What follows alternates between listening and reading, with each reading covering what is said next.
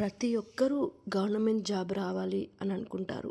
But దాన్ని ఎక్కువ శాతం ఎవరు కూడా సాధించలేరు. ఎందుకంటే అందరూ జాబ్ రావాలని ఇష్టం ఉన్నది చదువుతూనే ఉంటారు. సో వాళ్ళకు ఒక పర్ఫెక్ట్ ప్లానింగ్ అనేది ఉండదు. ఒక స్ట్రాటజీ అనేది ఉండదు. వాళ్ళకు కన్సిస్టెన్సీ అనేది ఉండదు. సో ఇవి రావాలనుకుంటే మనము ఇవి అన్నీ కూడా తెలుసుకోవాలి. ఫస్ట్ ఒక స్ట్రాటజీని మెయింటైన్ చేయాలి. మన మైండ్ సెట్ని ఏ విధంగా చూసుకోవాలి. అండ్ వీటన్నిటికీ కావాల్సింది ఏంటంటే కన్సిస్టెన్సీ. అంటే ఏంటి, ఎప్పుడు ఒకేలాగా సేమ్ థింగ్ని ఫాలో అవ్వడంని కన్సిస్టెన్సీ అంటారు. ఓకే, ఫస్ట్ ఏం చేయాలి మనం? ఓకే, ఫస్ట్ ఒక సిలబస్ని మనము ప్రిపేర్ చేయాలి. అసలు ఏం సిలబస్, మనం ఏం ఎగ్జామ్ రాద్దాం అనుకుంటున్నాం, మనం అసలు ఏ జాబ్ కొట్టాలనుకుంటున్నాం అనేది మనకు ఫస్ట్ ఐడియా ఉండాలి. ఓకే, దానికి సంబంధించిన సిలబస్ మొత్తం కూడా మన దగ్గర ప్రింట్అవుట్ తీసుకోండి. అండ్ ఆ తర్వాత టైం మేనేజ్మెంట్. సో ఈ పర్టికులర్ పీరియడ్లో ఓకే, సో మీకు ఎగ్జామ్ అనేది ఇంకో 3 months ఉందా, 6 months ఉందా, అవన్నీ పక్కన పెట్టి ఓకే, మీరు ఒక పర్ఫెక్ట్ టైం టేబుల్ ప్రిపేర్ చేసి సో ఒక్కొక్క సబ్జెక్ట్కి ఒక్కొక్క టైం అనేది మీరు కేటాయించండి.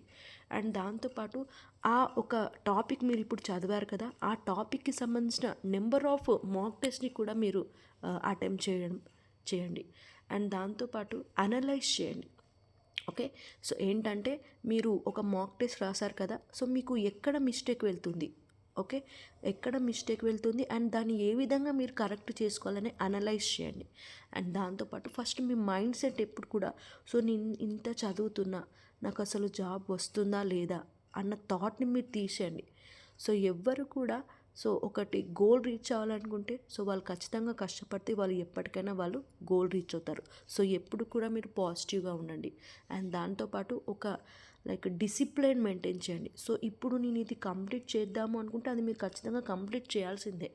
అండ్ దాంతోపాటు మీరు ఫుడ్ అవన్నీ కూడా హెల్తీ హ్యాబిట్స్ని కూడా మెయింటైన్ చేయండి.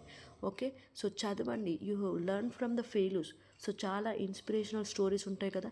సో ఒక వ్యక్తి చాలా టైమ్స్ ఫెయిల్యూర్ అయిన తర్వాత సక్సెస్ లీడ్ చేస్తారు. అలాంటి ఇన్స్పిరేషనల్ స్టోరీస్ని కూడా తీసుకుని సో ఇవన్నీ కావాలంటే consistency is the key. Okay, just focus, read and plan. That is the key in order to crack the examination. Okay.